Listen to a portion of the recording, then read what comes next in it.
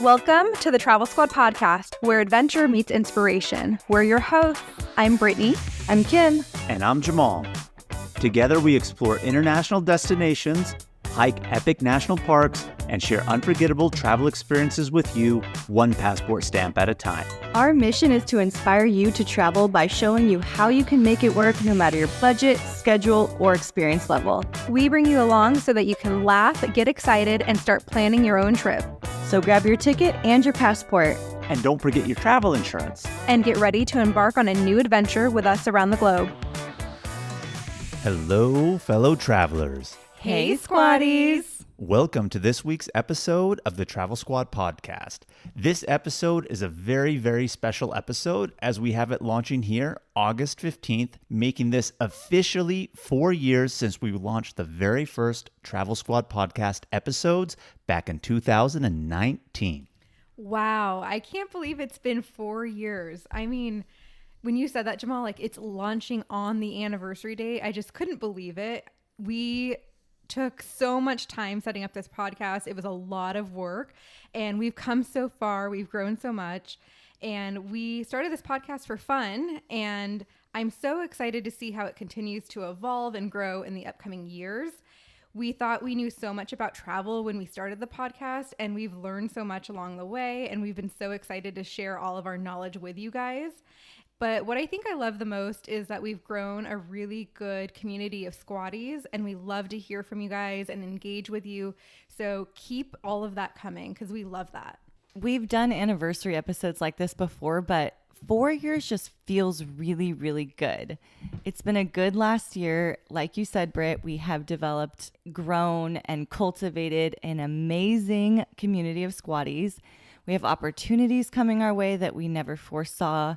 When we set out to do this, we're kind of becoming legit podcasters and it feels really good.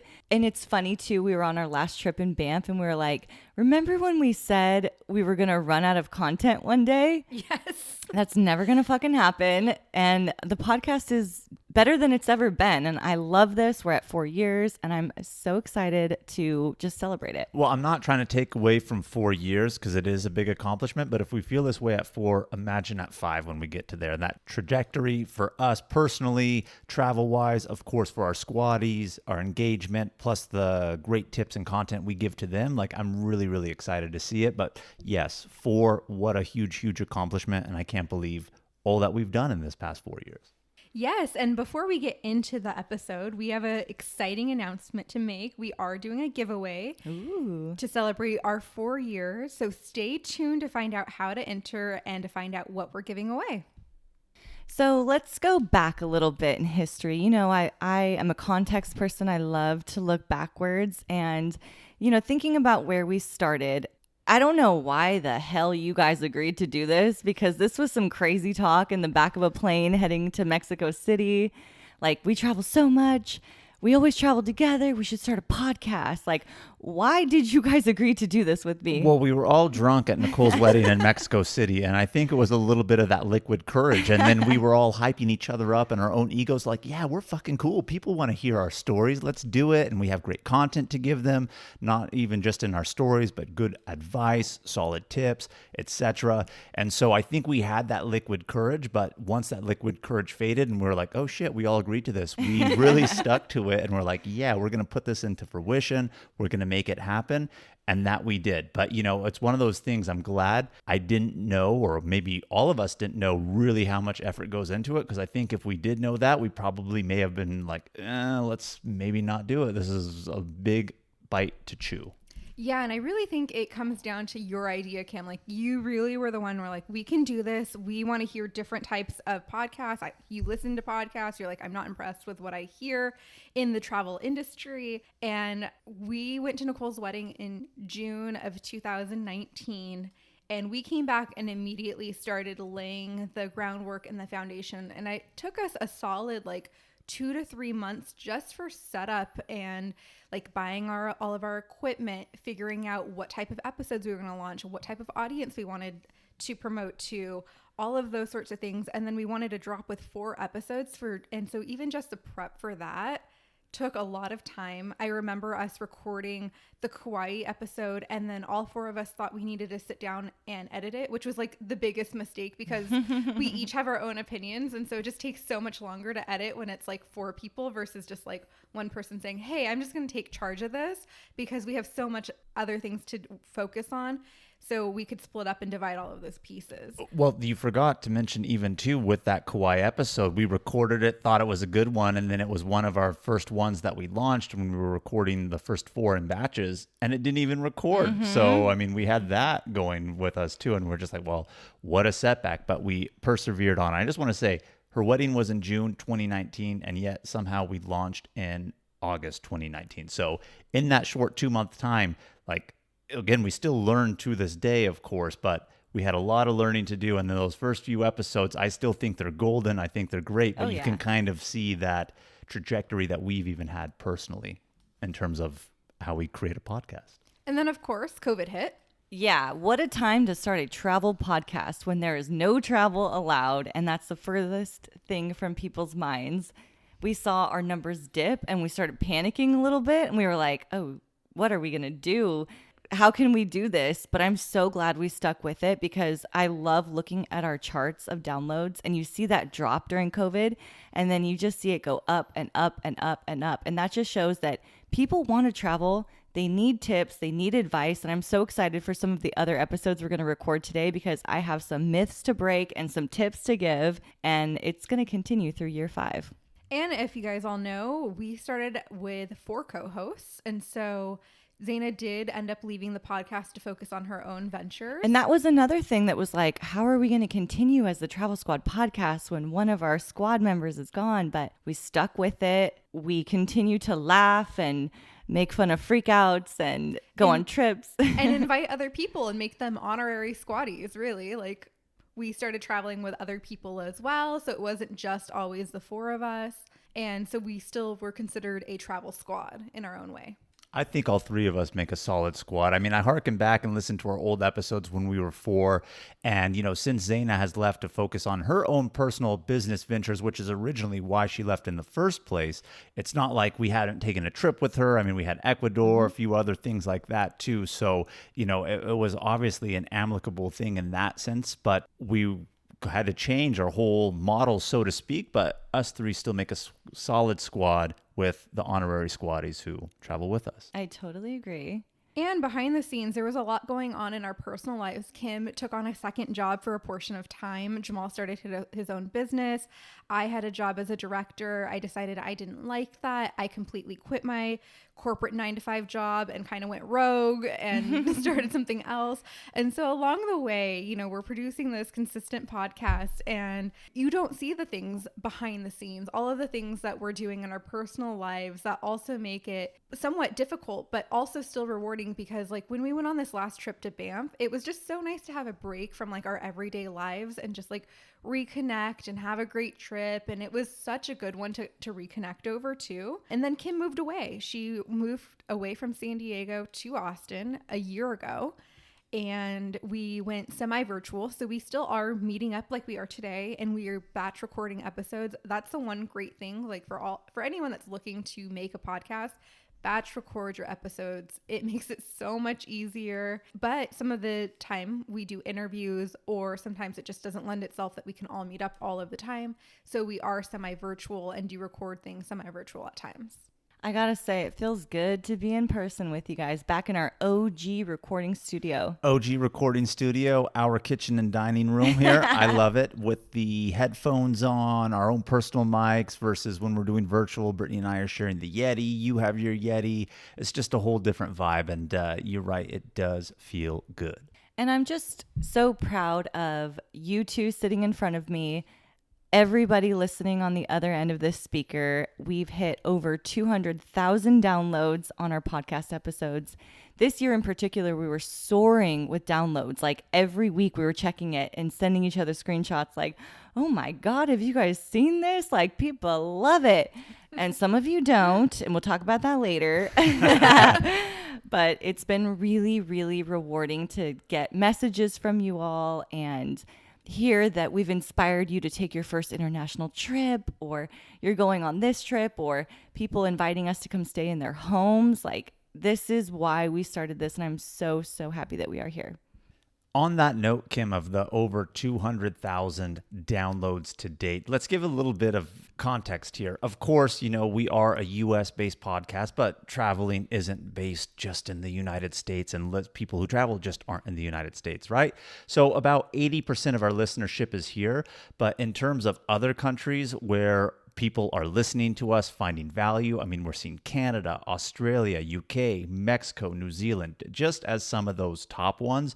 So it makes me feel really good. And you squatties should know too, worldwide, people are getting our information and putting our tips into practice to make you guys better, more savvy travelers, and also living vicariously, so to speak, and getting inspiration for your own travels through us. And that makes us all feel really good. We're 60% female strong, baby. Yeah, love that. And most of you guys listening are 28 to 59. Love seeing the stats on you. We are creeping on you. Yeah, we look at those ones, and most, as you said, Brittany, correct, 28 to 59. But I saw that stat where we're almost 25% in that 45 to 59 range. So it makes me feel really good. Like the generation before us is enjoying our content just as well. And it very much follows reality, because whenever we go on trips, Jamal finds the older couples and BFFs instantly. I don't know. I've always just had that knack. Maybe it goes back to my waiting days at Denny's when I used to be a waiter at Denny's in high school and a little bit afterwards. And the old people just always loved me. I had some sort of knack. You're very charming. I try to be.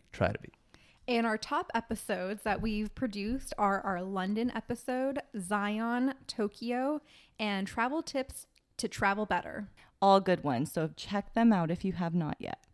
Hey squatties, let's take a quick detour to talk about our travel itineraries that we've created just for you.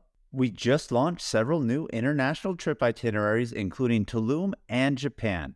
This is on top of the itineraries we already have for U.S. trips like the Hawaiian island of Kauai, the U.S. Virgin Islands, as well as national park trip itineraries, including Utah's Mighty Five National Parks and a week at Grand Teton and Yellowstone. These fully built out 20 to 30 page PDF guides are available for instant download on our site right now. Every detail of the trip is laid out for you, so all you have to do is download, book, show up, and have fun. The itineraries tell you where to fly into, the exact route to take, where to stay, park entrance prices, where to eat, driving distance between attractions, the things to see and do, even the hikes we recommend, their mileage, and the time to allot for each one. And believe it or not, so much more. Be sure to head over to TravelSquadPodcast.com to download your very own comprehensive travel itinerary today.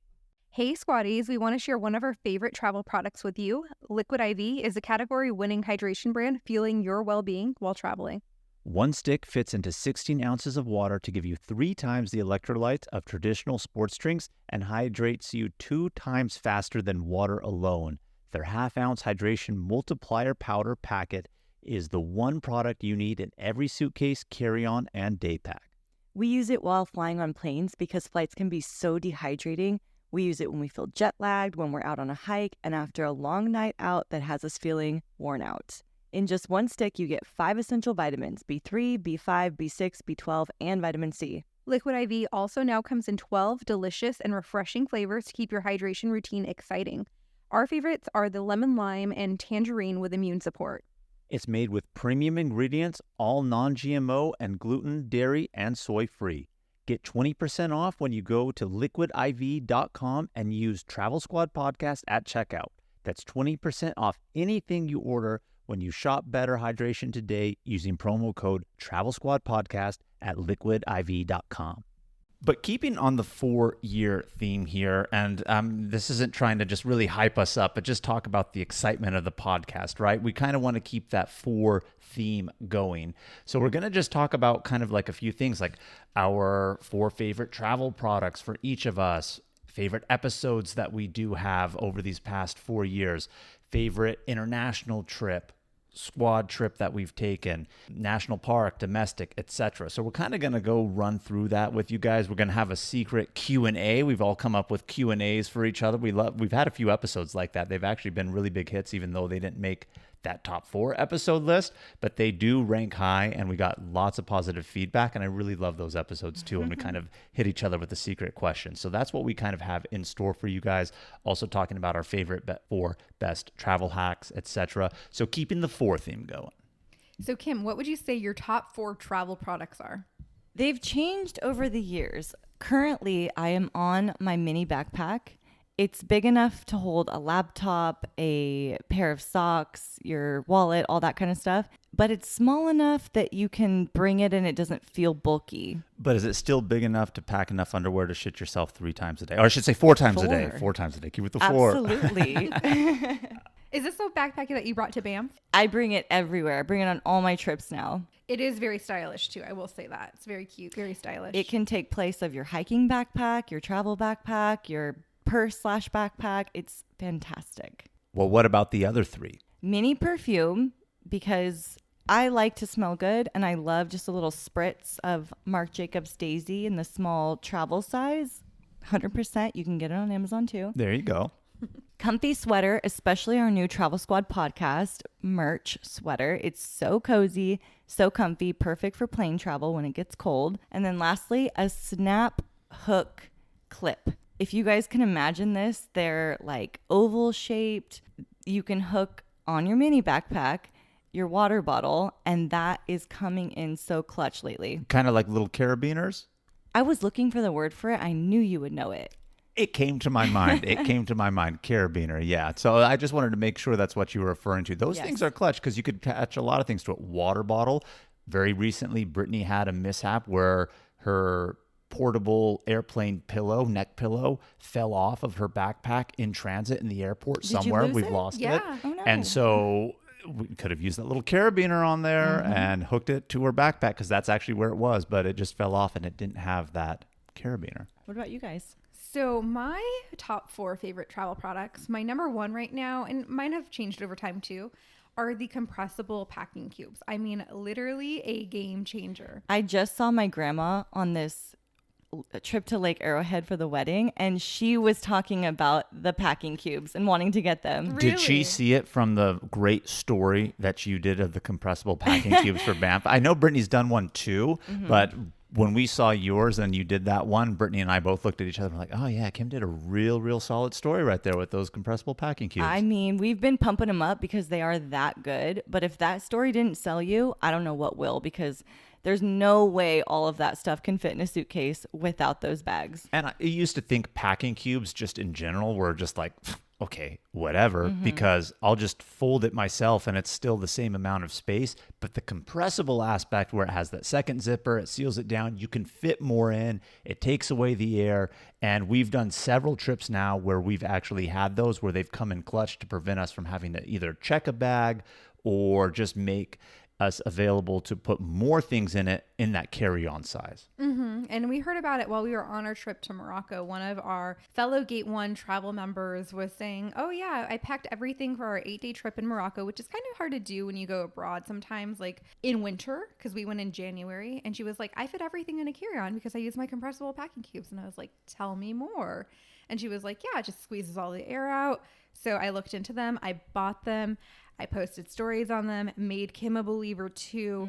One question we've gotten on them though is, does it make your clothes more wrinkly? Yes, it does.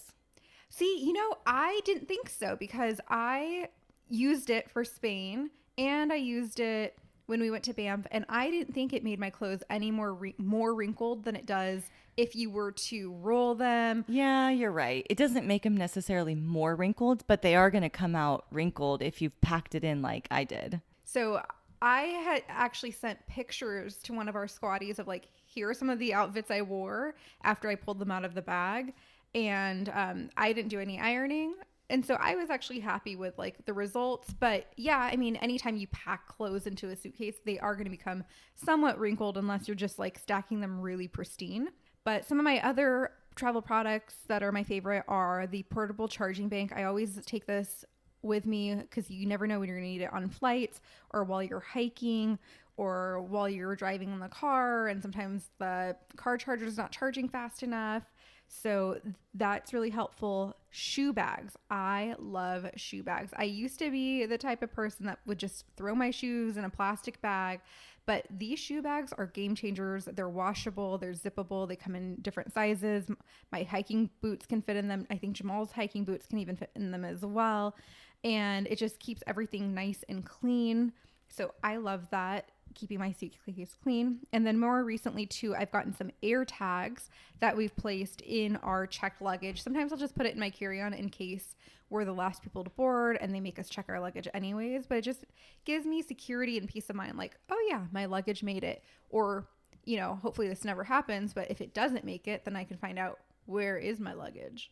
Yeah, the air tags are really, really clutch. My 4, you know, Brittany had a few of them when I saw her list here, so I didn't want to do a lot of, you know, repeats on them because I love the shoe bags as well, the compressible packing cubes. But one thing that I am going to put here as really a repeat because it is so clutch is that portable charging bank for your phone. I mean, you need that with you, especially when you're traveling for the reasons Brittany had mentioned.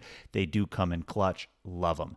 Another thing, and I guess this is more specifically if you're going to be going international, it's going to be the electrical adapters that you have. We use a brand, I don't even know how to pronounce it. I think it's called Orei, spelled O-R-E-I. But basically, every plug that you can imagine for any different type that they have, you know, Australian plugs, UK, African, Middle East, you know, US ones, etc. So it gives you all of that. Not only that, it will actually change the voltage for you because, you know, we have a different voltage here. This adapter will also change it to the appropriate voltage so you don't ruin your electronic items. And on top of that, what I think makes this one really, really clutch. So do go check it out. I think we have it linked to our Amazon just as well. But why I love this is because then it also turns into like a little power surge. So not only does it just fit in the wall, it has a cord that really makes it a surge and you can fit multiple things in there. And I think that comes in really, really clutch. Amazon Fire Stick. When we're getting Airbnbs, you know, when you're unwinding after a day, you don't know if wherever you're staying is going to have anything for you. Instead of having to watch it on your phone, you can just plug it in, catch up to where you are, look at it on your profile, not have to worry about signing in your profile on somebody else's, remembering, do I need to sign out, etc. So really, really clutch with the Amazon Fire Stick. And we hype this one up all the time. Collapsible cooler. Comes in clutch. We brought it to Banff. We brought it many places. It saves a ton of money when you use it in terms of, you know, I can pack yogurt, fruit, drinks, etc. So I would say those are my top 4 on the travel products. And if you go to our website, travelsquadpodcast.com, we have a shop section and it links our Amazon shop with all of these items in it. So definitely if you're hearing about any of these and you're like, oh, where do I find it? Go take a look there. I am glad the collapsible cooler made it on the list because that is the MVP product of the year. It really is the MVP product. And I was like, all right, I have to list this. And it really is one of my top 4 because we use it all the time when we can.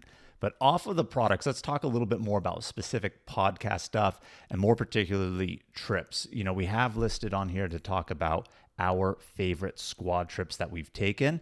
Right off the bat, let's go with international because sometimes international is just a little bit more exciting than domestic, right? Or at least we think that in our minds. So what's been your favorite squad trip internationally that we've taken, ladies? This might be unpopular opinion, but I'm going to say Dubai. We did have a really good time in Dubai. Like, even though we were there for only 2 days, we packed a lot in and it was a lot of fun.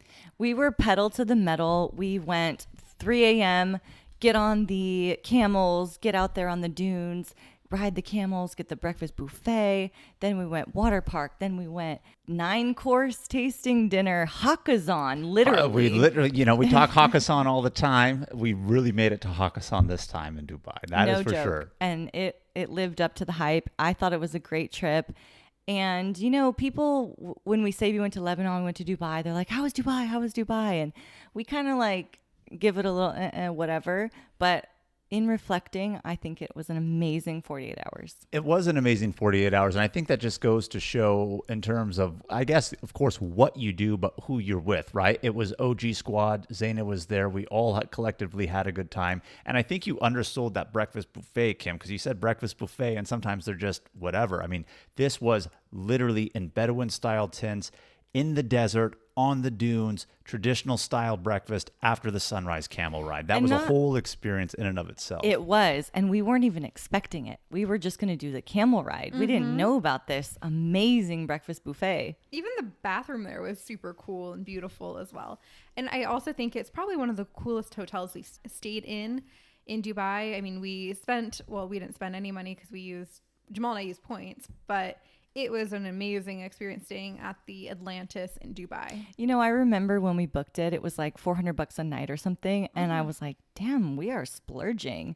But today, I wouldn't really blink an eye at spending that much on a hotel room. We just did recently when we went to BAM. I wonder how prices have increased since, inflation. That's true, but to your point on Banff, Brittany, that's the going rate in Banff. In Dubai, you could find other stuff. Of course, you could find a lot more expensive stuff, but we chose to stay at a fancier place. In Banff, we didn't choose like anything fancy. That's just the going rate. So Next time we go back, it's the 7-star hotel for us. oh yes, The we're one gonna that- have to stay there. Includes the butler. The butler and the golden iPad, the gold encrusted iPad that they give you to use while you're in the room. Yes, we will have to do Amazing. that. Well, my favorite international squad trip that we've taken is our first international squad trip. And I think it's one of your first trips out of the country other than Mexico too. And that was to Peru. And it was just an amazing experience. Kim and I had been hiking quite a bit. We were wanting to hike like an epic hike. Hiking the Inca Trail to Machu Picchu definitely was that. And it wasn't just about Machu Picchu itself. It was about the journey getting there and all of the ruins that we saw along the way and all of the relationships that we built with the people that were on the trip. We had a really great group. We learned a lot about travel on the trip leading up being in Cusco. And I just feel like that was one of my favorite trips to this day. I mean, that was definitely a really good one for all the reasons you just mentioned. It's definitely high on my list and maybe number one international for me too, if I like think about it, because it's really a coin flip. But for You're so hard to please, Jamal. It's not hard to please. It's just like I think of sometimes of a lot of the experiences that we've done, and it's just like each one has their pros, each one has their cons, and for all different reasons, right? But I settled and came to the conclusion of China for us for international. And I wouldn't say that's settling. well, China. no, it's not settling, but in terms of like choosing which one my number one international would be China for a plethora of reasons. But before I get into that, I just want to say I noticed how all of ours of what we chose favorite internationals included when we were a foursome squad. Did anyone notice that? That was all with Zaina on it, traveling with us too. So I loved China because it was our first Gate 1 experience. It was a really good price. Brittany and I are adult Disney lovers, but not on that crazy level, but we love it, right? And we went to Shanghai Disney. That was fun. But not that I didn't expect much out of China, but China exceeded what I expected, so to speak, in a really, really, really awesome way. And it really opened us up to the guided tour aspect, which love guided tours in the right environments. China is definitely that right environment for it. Loved China. Probably will say number one international squad trip. It was a curveball when you threw that one out there in the beginning, and expectations were low. And Very you're low. right. It was an amazing trip. I remember before that trip, everyone's like, "Oh, where are you going on your next trip?" I said, "Oh, China," and people will just be like, "Why?" And I couldn't really answer it. I know. I was like, I don't know. Like, it sounds like a pretty cool place to go. It was really cheap. You know, I feel like we paid like $1,300 a person Yes, for flights. with flights. Mhm. Flights, hotels, tours, all of that. Yeah, and so I was like, I don't know. Like, we're going to China, and people are just like shaking their head at me. And then when we went, I'm like, oh my God, guys, you got to add China to your list. And not only that, food was bomb. Everybody says, my oh, the gosh. food's not going to be as good as Chinese food here. They're crazy. Food was bomb. Definitely go with Gate 1 because they made the trip like so amazing. It was awesome. So we're going to talk about our favorite domestic trips as well, since we're talking about trips. I would say that my favorite domestic trip that we've taken, I had two on my list because I couldn't pick. But then I saw what Kim's pick is too. So I'm going to go with Hot Springs, Arkansas. And I never thought like before, like Hot Springs, Arkansas would be on my list, but we had such a great time again. The town is just so quaint, so cute. There's so much to see and do in those few blocks. Plus there's the hiking out on top of that. And then getting into the hot springs, we met up with Kasia and Ryan while we were there as well. And I just feel like another trip where It was jam packed. We were there for like 2 days, and we could have probably used another day if we wanted to. And I would definitely go back as well. I mean, we've been talking about going back. Now that Kim is in Austin, we're talking about like, well, maybe we should fly out to Dallas because Brittany, your sister, lives in Dallas. That's where we originally flew last time, and drove from there to Hot Springs, which wasn't very far. And now we're saying, well, should we just do the same? And then Kim, Louie, all come meet us there, and let's go back to Hot Springs. Hot Springs was awesome. And dig up some diamonds at the state park. Yes, if you've ever paid attention to Arkansas license plates, they have diamonds on there. That's because they have a state park that was along the way that we didn't get to go to, and we want to add that to the list. And you can Google this. This is facts. People find like high carat diamonds all the time. You get to take them. I think they're even tax free on that. They don't even tax you on what you find. And because it's on public land, you find it, it's yours. No issues whatsoever. So let's go strike it rich and get some like 2 carat diamonds out there. 2 carat. We're not stopping at 2. We're going 4, 10. Yeah. Well, I'm being modest, but yes, we're going to strike it rich on that one. Another really good squad trip that we had domestically was Boise. Boise, Idaho. You would never expect that, but we had a blast there. We really did. I think my favorite part of that trip was 2 things: the hot springs that we went to, but then when we did the snow tubing, that was such a fun time. I don't think I've laughed so hard like doing an activity than we did going down. Kim, you're a little afraid of like heights and like speed and things, but like we were linking our tubes together. We were going down like face first. We were racing down. We were having so much fun. We were only supposed to be doing it for an hour, and we used every second of that hour to go down that hill, and it was so much fun. Loved Boise. I feel like when we tell people this all the time too, they're like unsuspecting spot, but you know, I would love to go back and maybe do stuff in their spring, summer, because they had that like greenbelt area that you could walk and ride bikes along the river, but something about it in the winter landscape made it really, really nice, and I enjoyed Boise. For me, it was really, really tough to choose just one, so I'm going to throw out, a couple here. Typical Jamal. I usually do this. I'm going to throw out Kauai, because I loved Kauai when we had gone. Such an amazing island to go to in the Hawaiian archipelago, and, this is why I don't want to say I dislike Maui, but I mean, it's kind of like an ongoing thing with the podcast now where we've even had comments of people tell me like, oh, Jamal's like a hater on Maui. And I'm like, well, if you've been to Kauai, then you're going to understand. And that was our first time, or at least my first time in Hawaii. And it's at the bar really, really high to what I compare things to.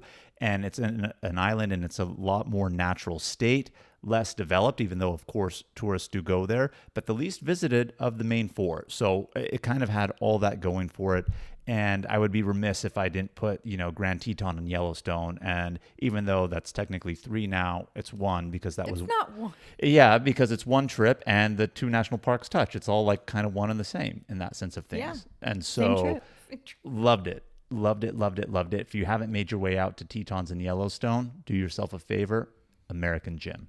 I know that you rave about Tetons, and it was beautiful, but I truly think Yellowstone takes the crown. Just the colors and the geysers, like it's such a unique place, and I'm so glad we got to see it, especially right after it reopened after COVID shutdowns. We got so lucky on that trip. We got really lucky because we weren't even sure if we were going to make it. That's right. I mean, we went in June of 2020, and the national parks had been closed, and it only opened up a few days before our scheduled trip. So we got lucky, and there were no tourists in there. So we got a unique experience with the most probably crowded national parks in the entire U.S. chain, and we got it all to ourselves. So that was a cool experience. I agree with you. Everything about Yellowstone in terms of its geology may be a lot more impressive and beautiful, but the mountainscape that you get with like Tetons, and there was still the snow, and then you have that kind of like valley and meadow, like all that kind of really made it, and why I like Tetons. But yeah, I mean, I still love Yellowstone too, but that's 1 trip. Tetons and Yellowstone. Do it all together, guys. All right. We are not going to do a question of the week segment, but we are going to do a pop quiz question with each other. So if you don't mind, I'll kick us off. And my question for you two is, what is at least 1 travel confession? 1 travel confession.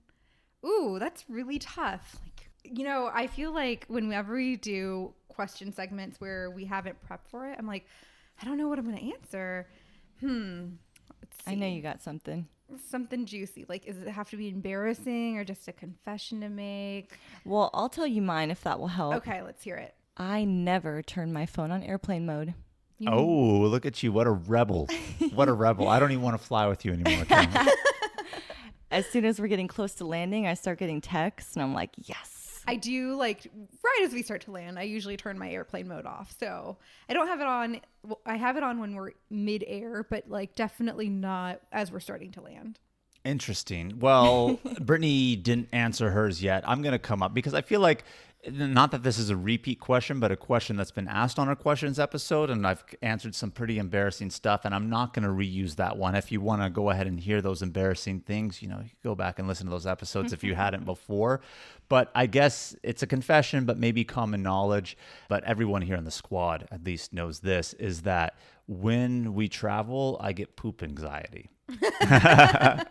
And I get it because it's just like, like when you're at home, and not even just home, like, I mean, like home in your area, city, etc. You're running an errand, when you're going to be back and stuff. But, when we're on hikes, and it's just like, well, am I going to have to go on the trail? What are the bathrooms at the trail look like? Long trip, things like that. I just kind of get that anxiety a little bit. I'm just like, and I feel like more in my head, like I just need to go before we leave out for the day. That way I feel better about it. So that's something that hangs hard over Jamal, is the poop anxiety when I travel. And what is the longest stretch of time you've ever not gone for? Oh God. Well, in Japan, I was literally concerned. It was almost like at 4 days when we kind of had first gotten there. And I was just like, I don't know why. And it just compounded and made it worse and worse and worse and worse up until I didn't get like any constipation pains or anything like that. It was just all like mental in my head of like, one, I haven't gone, what's wrong? And two,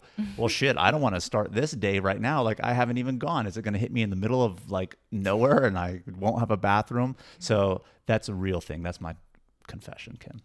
There have been a trip or two where, I've done all of this planning, and sometimes when you work like a busy week beforehand, and just like everything's starting to pile up, and you're just kind of feeling like the pressure of like your personal life, and then you have this trip coming. Like there's been times where I'm like, should I just cancel this trip and just like sleep for 4 days? Really? Yeah. It's happened like more than once. I would probably say at least 2 or 3 times where I've like genuinely considered canceling a trip just because I just felt like I just wanted to rest, and knowing that when we're on trips, we kind of go.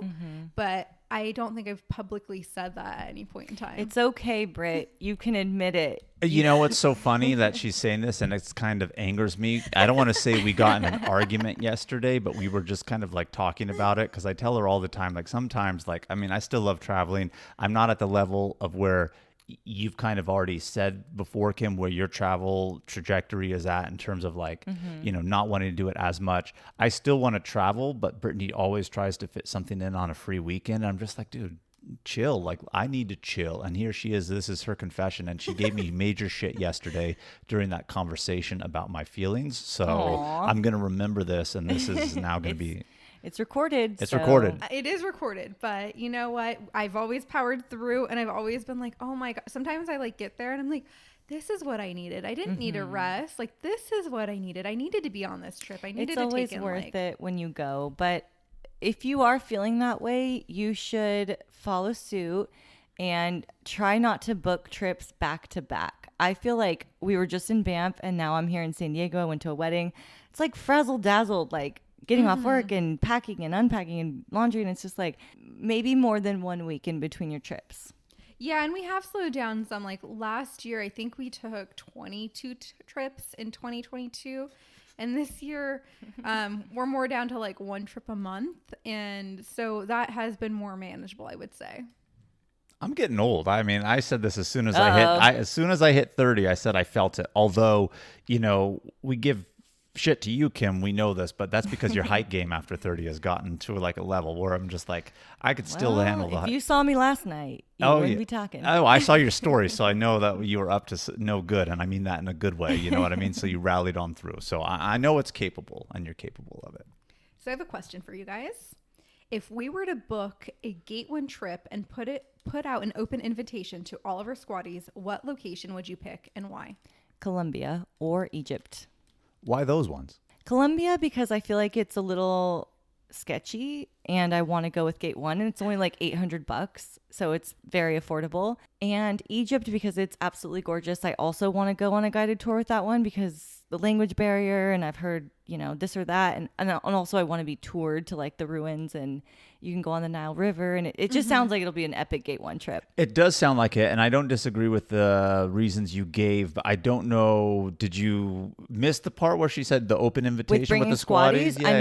Squatties are welcome on any trip, but I feel like any Gate 1 trip, it's even better. It's like, we'll book the whole bus. All 30 people will be our crew. And you think those places would be good places for squatties to join in on for the reasons you mentioned too? If they, get going by ruins like I do, they're going to love Egypt. And I just think Colombia would be a party. I think Colombia for the kind of like party aspect, Egypt because it's like an exotic place, no doubt. You're going to get a lot of cool stuff. And if somebody hasn't traveled, one, you're safe on that guided tour. And two, at the same time, kind of that exotic place that will get those preconceived notions of certain things out of your head if you were to experience it in the right way. So I think those are good ones. Yeah. What about you guys? I would pick Turkey or Jordan. Jordan. And they actually have a walking tour that has my eye on it. And so a little bit more active than some of just like the normal tours. So I feel like it says that you're going to have to walk at least 3 to 5 miles a day, which I feel like we do anyways while we're on trips. But I feel like the walking tour through Petra and just being able to see all of the ruins in that area and like really like immerse yourself in it would be really, really cool. And then Turkey, because I hear the food's really good, it's really cheap. And then the hot air balloon situation would be really cool as well. And a lot of people are intimidated to go to the Middle East. And so I feel like on a guided tour, inviting squatties, it's just like, going to be a really great situation overall. So those would be my picks. I would probably say Turkey as one of them for me just as well. I think that was a really good one, Brittany, and that one was kind of like on my mind, but wasn't necessarily going to be the first. But now that you say that, I wholeheartedly agree with it. I think that would be a really good one. And you just hear everybody who's gone to Turkey and they have nothing but good things to say when they come back from it. So I would say that. And then I would probably go with a Gate 1 that hit multi-countries in Europe because I feel like, and I say this because of kind of like our generation and age, and there's always that thought of like, oh, backpacking through Europe. And even though like it wouldn't be something if the squatties came were like backpacking, it's still that adventure of going to one country to the next and kind of gives that kind of communal vibe. So I would say anything that kind of hit like a 3-4 country, little tour with Gate 1 in Europe would be a real solid. I agree, like the Adriatic coast that you guys did. I was thinking that too. Like that was a really cool one. And squatties would love that one. Well, I have a question, of course, then for you ladies. Reflecting on past trips that we've taken together, which specific place or activity stands out as the most memorable and why? And memorable is the more key thing, not necessarily favorite, but activity or place being memorable. It's really tough, babe. I tried to come in with one that makes us think, a real thought provoker. Well, I have a silly one. We were in Mexico City. We went to a Costco and we were just vibing off of the little mini donut machine that you don't see that everywhere. And so we just were obsessed with this Mexico City Costco. That was really funny. I will always remember that. It just came up the other day too, where on that same trip, we ordered 16 tacos. And he said, you want them in this moment? Yes. In this moment? Yes, we want all 16 in this moment. We're going to eat them all. In fairness, it was only Zane and I who went down to request them from the front desk who ordered it from like a local taqueria. So I didn't know if he realized it was for 4 people or not. So he probably thought like, who are these gringos here eating about like 8 tacos each? You want them all now? Yeah, that is something that stands out. I am going to go ahead and say something that really stands out for me as being memorable. This will be going back to the China trip that I still say was probably favorite international squad. It's one of those things where, China is in its developing of like east meets west, so to speak, in terms of its like advancement. But a lot of places still have the old traditional like squat toilets, but everywhere that's new is getting the more clearly Western style toilets where you sit. And this was not my first time in my travels ever encountering a squat toilet, but it was my first time ever encountering the signs that showed do not stand and squat on the seating toilets and things like that. And I'll always just remember that as like, they need the instructions because it's new. Like, it's not even a bad thing to say it. It's just new, a different concept. And they have to be told, no, this isn't how you use this. Whereas it's so obvious to us because it's something that we're used to. So that's really memorable to me, just standing out. It is so memorable that wherever we see that sign, we take a picture of it. We take a picture of it and we'll always think and back to China. I think for me, one of the most memorable moments we've had was when we were in Ecuador and we were in the Amazon and we did that little hike, and the guides were showing us like every single plant and how it has a different use. And they were showing us like in practical ways too. Like he was like, oh yeah, we kind of use these for scissors. And we literally took one of Jamal's shirts that had like a tag on the inside and we used it to cut like the tag off. And it was just a really cool, informative hike. And we ended it by rafting down the Amazon. And we got to like jump in it and like swim and use a traditional raft. And was it the most fun I've ever had? No, but I feel like that whole experience was very memorable. Even more so because you topped it off by eating a giant ass Amazonian bug. Yes. See, I almost forgot about that. That was a good memory to pull from Brittany. And actually, I'm really jealous. I didn't think about that as my answer because now that you're saying that, that is actually a really, really good one. But nonetheless, that's one of the beautiful things about travel is, sometimes it may not even be the place that's your favorite, right? And that's kind of why I put that question that way. But something will always stand out as like being memorable. And I just love that. One more question for you all. What do you hate about travel? Packing. I fucking hate it. Brittany, because of her work schedule and a lot of things working evenings, etc., and in general before she had that schedule of work hours, she would sometimes like pack before, but I fucking hate packing because it's like, all right, one, it's a chore. Two, I always feel like, well, shit, I need to do laundry now. And then it's like, I need to iron it. And that's the most I ever really do kind of like ironing at all. Because normally when I wash clothes at home for regular use, unless it's like one or two things, I don't iron it.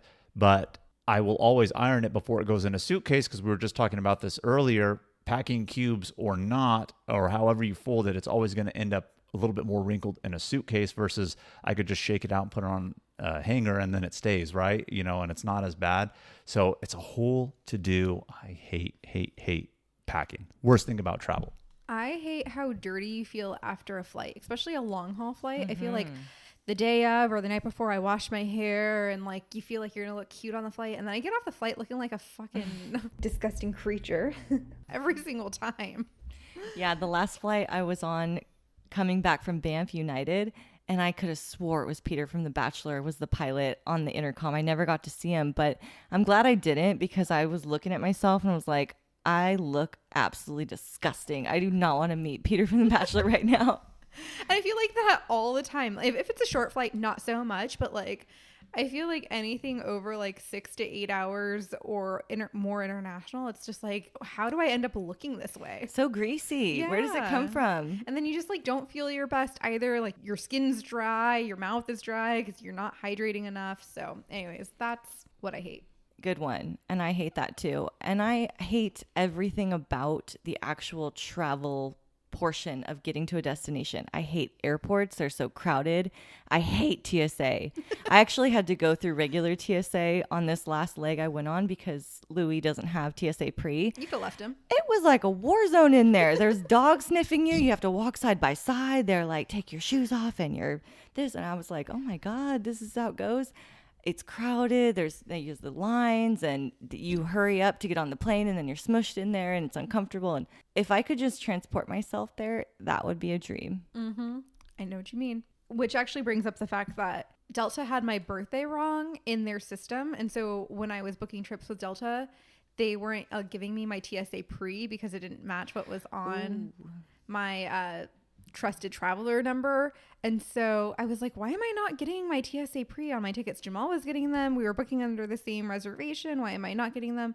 And then they were like, oh, we have your birthday wrong. And then I had even tried to correct it in the system and it changed it back to the wrong birthday. And so I had to like go in person and like make them correct it in their system so it would save. It was so annoying. So I totally get that. But my last question for you guys is, what is your travel pet peeve that you see other people doing while you're on a trip?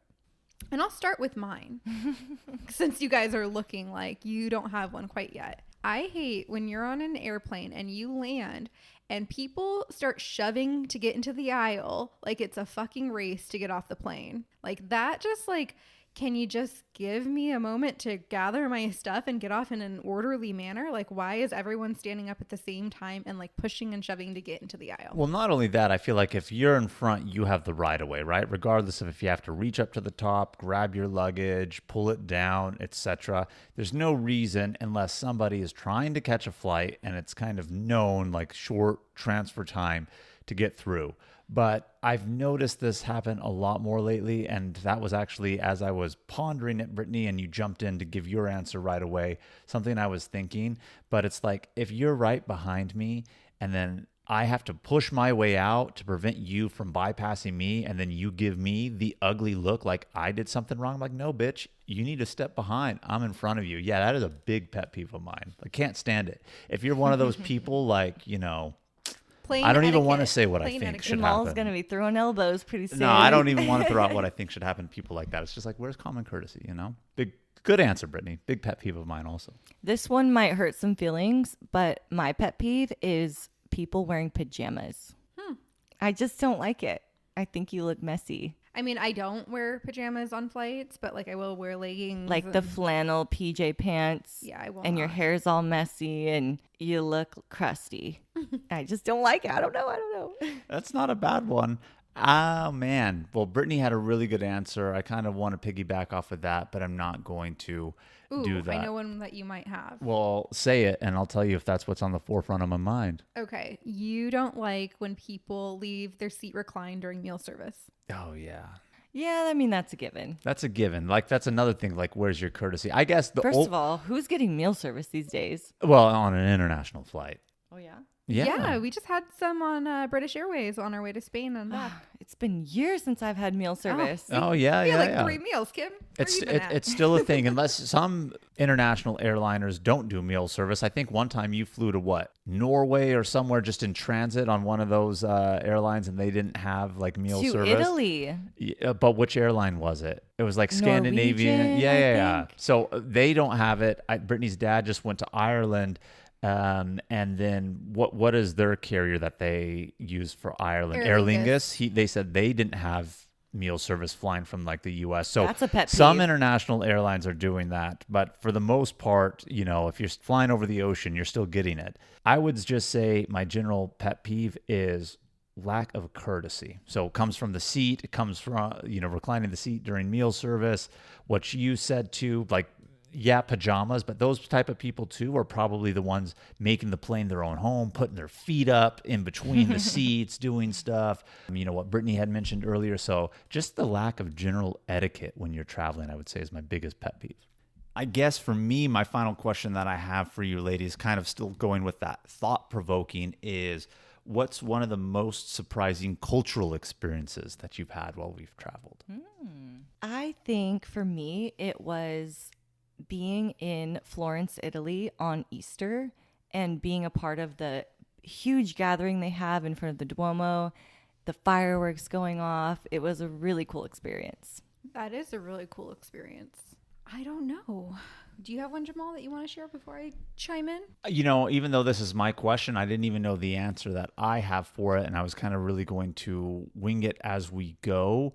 But even though there's probably better cultural things, like culturally of the country itself, I would say more in a generality, my favorite cultural experience is eating the local cuisine in international places, because I feel like that's one of the best ways that you can actually experience a culture is through their food. It's like, why is that their national dish? Why is this the main dish? Why is this the main ingredient in all of their dishes? And you kind of really get that history of the country, of the culture through food. So I guess mine would be the cuisine experience is my favorite cultural experience about traveling. Yeah, I feel like that's a really good one, Jamal. I would have to agree with you on that. But I also do like experiencing things in other cultures, like just even beyond food, their drinks, or, you know, like doing traditional things that they do. Like in Morocco, I did a traditional hammam.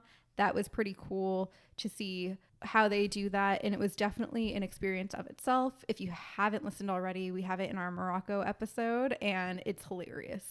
All right, we want to rapid fire some of our top travel hacks. We have tons of episodes on travel hacks, but 4 travel hacks from each of us real quick. Jamal, what are your top 4? Oh, my top 4 travel hacks would be choosing a travel credit card that fits your traveling lifestyle and just making it work for you. You know, when we were just on Banff, Charlotte, honorary squad member friend who was with us, she was saying for how much she travels, she doesn't even have a travel credit card, and she knows she's missing out on like a lot of the perks that she could get if she was actually using it. So I would say that's a travel hack in and of itself, is just finding the right card and using it wisely. And another one, whenever possible, I guess this goes back to one of my favorite products, collapsible cooler, but utilizing a collapsible cooler or your refrigerators in your rooms, getting your stuff, you know, for breakfast on the go. Not only does it save money, it saves time, right? You could get fruit, you could get drinks, you could get yogurt, etc. Put that all in there and utilizing that. So I would say that's a solid travel hack to save time and money. Additionally, not really a hack, but something you should do if you're a frequent traveler, because I always hear people ask us all the time, well, what do you do when you travel internationally for like internet or data? I'm just like, where are you? Get on the T-Mobile game. If you have the right T-Mobile plan that's not even very expensive, it has unlimited text internationally, and pretty much in every country that you're probably going to go to in the world, at least 5 gigabytes of high-speed data, which is sufficient for you when you're out and about and not in your hotel room to just feed off of that Wi-Fi. Unless you're Kim. Unless you're Kim. She ran it through. She ran it through real fast. But I don't know if she was connecting to the Wi-Fi when we were in the rooms. Maybe she wasn't. But kind of drained on her a little bit fast there. But nonetheless, it's still really good. And so when people ask it of me, I'm just like, what do you do? I'm like, oh, I don't do anything. I have it. So that's a good travel hack if you're going international. And of course, always just kind of like research mass transit whenever you're going to a new city. If they have a subway, not memorize their subway line, but look where you're going. What's the closest station to my hotel that I'm staying at? Just kind of remember or write down, this is where I need to go. Download those apps that will tell you, well, I'm going from this station to this station, etc. Also, you know, as a good example, when we were in London, Tokyo, Spain, they all have systems in place to where if you're a traveler, you can buy an unlimited use pretty much of their subway metro system for a flat rate. And if you're going to be using it a lot, it's going to save you money. So just doing those research, and I would say those are my top 4. My top hacks for this year are tell the hotel it's your anniversary. I've gotten free champagne, free chocolate covered strawberries, free room upgrades just by simply saying it's my anniversary when it may or may not have been. Good one. Another travel hack, I think all of mine are centered around saving money in some way, but this one is if you are going somewhere, like for example, on our Banff trip, instead of booking a trip from Calgary back to Austin, I booked it from Calgary to Denver, had a layover in Denver, and then I booked from Denver to Austin. So book 2 legs on your trip versus just one if it will save you money. Do your research and check into it, because for me it did. I got the 1 leg of the trip with points. I paid for the other leg. It saved me a ton of money, and it will do you as well. Another hack to save money is when you're buying experiences, go ahead and buy one of the tickets directly from the company and then see what comes in on your receipt. I've noticed that there's often like a 10%, 20% discount code on your receipt. So if you're needing to buy for a group, buy the 1 ticket, get the discount code, and then buy the rest. That's a real solid one, Kim. I think you mentioned that one before, and that's one that we haven't put into practice yet, at least for me and Brittany, and I really want to pay attention to doing that because, of course, we're always buying for 2, you know. And then obviously always look for discount codes before you purchase, just the name of the company plus discount code. And then my last tip, and it's a good one, it's an obvious one, but it's a good one. Look on TikTok for the destination that you're going to. There's so many good videos out there for inspiration, things to do, places to eat, experiences that you just will not find on Google.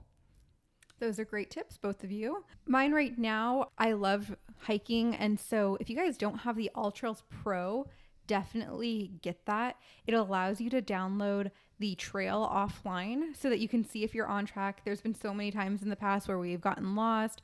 I mean, when we were in Kings Canyon, we ended up doing a 16-mile trek and not seeing Fallen Goliath, and we didn't know where we were or when it was going to end, and that was kind of crazy.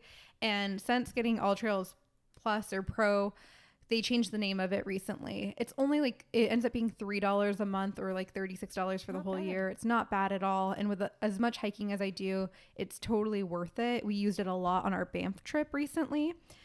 Another tip of mine is to always relook and rebook flights, hotels, and rental cars. There's like, even just this week, I rebooked our rental car. Previously, it was like over $200. It started at $230, then it dropped to $195, and more recently this week, it dropped to $171. Ooh. So over the time that I booked it, which was within this last month, we've saved at least $50 just on that. And when you see the incrementally small ones, it's like, is it worth rebooking? But when you add it all up, you're like, oh, that's actually $50. Like, that will get us like a meal or a drink or whatever. Save that money. Money's money. Another thing too is always download offline maps, especially if you're going to national parks or international. You'll be able to get around the town that you're going to, drive where you need to go, do the things that you need to do while accessing the map, especially if you don't have data or you're trying to preserve the data that you have on your phone. And lastly, earning Companion Pass with Southwest. I know a lot of people are Southwest haters. We are Southwest lovers. 2 free bags, you know, and you can change and do all sorts of stuff with your Southwest tickets. So anytime Southwest has the companion fares available through the credit card, we definitely try to apply to the credit card to earn that. And we end up getting free travel companion for like at least 6 months, sometimes a year, sometimes more, depending on what they're currently offering. We currently have it right now where Jamal has I have the companion pass, so Jamal's getting all of his flights just for the cost of the taxes, which is $11.20 round trip. Amazing. I would say we each came up with a solid 4 hacks for you squatties on that one. If you're using them, great. If you haven't put those to practice yet, be sure to do so because we love these and they are time and money savers. We've had a ton of good episodes over the last 4 years. So I wanted to ask you guys, and I'm curious, what has been your favorite international trip episode? I would say for me, Japan. I think it was a really funny 2-part episode. We covered so much while we were in Japan, and our Japan itinerary is actually our bestseller as well. It is. So you guys must love it too, and you guys must be inspired to be taking the trips. Even though I didn't go on this trip, Africa is one of my favorite episodes. It's also a 2-parter. It was just such a fun trip to hear about. There's a really funny story in there about the saving grace of the airplane blanket. Mm-hmm. Oh, yeah. For the lady I had to sit next to on a 16-hour flight that had unmistakably the worst BO I've ever smelt in my life. Yeah, that's a good one. You know, for both of you ladies, like, I'm, again, pulling a typical Jamal. I'm going to give 2, and my 2 happen to be Japan, and they happen to be those Africa ones just as well. So if you haven't listened to those ones, they're real solid episodes in terms of the stories, the tips, but most importantly, they're just fucking funny episodes with lots of good stuff in there that'll make you laugh along the way. And what about U.S. trip? You know, recently we put out and recorded the Asheville episode, and I feel like we had really good banter on that. It's one of my favorite ones that we've done recently, because I feel like a lot of the times when we're asked these questions, we go way far back. Like, we remember the China, the Africa, things that happened quite a long time ago. But Asheville is a city that everyone can enjoy. There's really good food, really good brews, hiking, nature, city, barbecue, and even though you weren't there on that trip, Kim, I feel like we had a really good jive recording that episode, and I really like it. I feel the same way about Savannah. It was on that same trip, although I left before you guys went to Asheville. Savannah was such a good time. The episode was really good. Like, it was such a surprising city, such a good time, and it definitely comes through in the episode. We were just talking about the fried green tomatoes we had in Savannah. I don't think I've had any better since. I don't think I've had any since. and I need them. I know, with those fried green tomatoes. Oh my God. And sorry, typical Jamal again, can't choose one. I got Chicago, I got Hot Springs, and I got Bryce National Park listed on there. And I know we have what's our favorite national park episodes coming up, next on the questions. And I listed 2 in Hot Springs and Bryce, but I don't consider them to be national park episodes, even though they are, because they were just fun trips with like really great stories attached to it too. So in that sense of like U.S. adventure, like even though, yes, we talk about them as national parks, of course, Chicago is not, but I would say those ones are my top U.S. ones. Very good episodes. And then, so you mentioned National Park. What would you say is your favorite National Park episode? Sequoia and Kings Canyon. And that was a 1 episode one. So even though I'm giving 2, I'm not trying to pull a typical Jamal again and like giving multiple answers on it. And I know what Brittany just said about like, oh, we harken back to some like older ones. And this is one of our older ones, if not maybe our first like national park episodes that we had, if I remember correctly. But Sequoia and Kings Canyon might be my favorite national park episodes. Real solid ones. And again, great stories. And I think not that we don't try to tell good stories in all of our, episodes, but they really shine on these ones that I think we're mentioning here collectively of international, US, etc. For me, I'd say Mesa Verde. That's a newer one. That was just a trip I was so looking forward to for so long. Ruins and nature, and Robin came with us on that trip. It was a really good trip. We had a great episode come out of it, and really inspiring people to see a national park that they may overlook. Another newer one that we recorded too that's a national park is the Acadia National Park up in Maine. I really love that episode. It was centered around a birthday trip I had planned for myself. We covered so much in those 2 days. The park was beautiful. And the Gateway City Bar Harbor was so cute, so quaint, so amazing. I loved it there. Would definitely go back there as well. So I really like that episode. And we've been doing more guest interviews over the last year. So what would you say was one of your favorite or most interesting guest interviews that we did? I think with Kathleen Petticord with Live and Invest Overseas, I learned so much from her and Leaf, and it's a dream of mine to retire abroad. And I just really enjoyed their energy and what they have to offer. And I even signed up for their email subscriptions as well. So I really enjoyed that interview with them. I would say for me, one of my favorite ones of our guests were going to be Alex and Elise from Here and Now Travel. It's just so inspirational. They're kind of like our age. They started, we keep talking about like, oh, we're going to have squatty trips, meet up, start kind of doing guided stuff. And here they are kind of our age creating a travel company where they've done just that. And even though anybody of any age can go, it's geared towards a certain demographic of age, etc. Kind of a little bit smaller tour, so you get to be really intimate. And kind of going back to what I was saying about, what to Brittany's question, what Gate 1 would we want to do where we have people joining us? And I kind of gave, Europe, multiple places. Well, here they are with their own travel company, kind of doing just that. Mm-hmm. What about you, Kim? I really enjoyed our recent conversation with Brian from Furnished Finder. I thought it was really interesting that there's this whole market emerging for midterm travel, 1 month, 2 months, 3 months. I love the business side of it. I'm very interested in going down that route one day, sooner or later. And he was just a great conversation with him. I just talked to my mom about Furnished Finder. We're going to be posting her house up on it. Oh, really? Yeah, a room in her house on it. She just sent me pictures while we were recording, actually. Very cool. So, we've talked about the last 4 years, but what do we have planned for year 5? We have been making merch on Etsy, and we've kind of been getting our footing there and exploring that. And I think there's going to be a lot more of that to come, more targeted for our squatties and just really carving out our niche in the merch section. That and what we've been talking about too, and just kind of hinted upon it a couple times, hiking meetups. We've been wanting to do that. We plan to do it. We've heard from a lot of you squatties saying, like, if you're going to be in this area, like, let us know because we kind of want to meet up, do something. So we're trying to get something together where we can say, hey, we're all going to be here on this date. We're going to be doing this hike, this national park, or maybe not national park, whatever, doesn't really matter. So the hiking meetups, and let's put it into fruition this year for year 5. We've also talked about hosted weekend trips as well to like a destination. We've been kind of playing with where would be somewhere cool. Would it be Hot Springs? Would it be Boise? Would it be Joshua Tree and the surrounding like area? So let us know what you're kind of feeling, what you're thinking. We also have some trips planned for this next year as well. We're planning on going to Bali, possibly West Virginia. Looks like, are you going on a cruise? My Kim? family wants to take a cruise, so I might be doing that. I'm also really going to try to get the permits for Havasupai Falls this year. They've kind of been delayed since COVID, but they're starting to let tourists back in. And so people that had their permits have now used their permits. And so they're going to be going back up, and we'll see. Very nice. But just to that West Virginia, real quick, we talked about it earlier, and you said it when we we're talking about the trajectory of the podcast. West Virginia, Brittany and I have already been there. Now we're talking about going as a squad, going back to the national park, whitewater rafting, because we've had a company reach out to us that wants us to kind of feature their location, and they've offered us the opportunity to go out.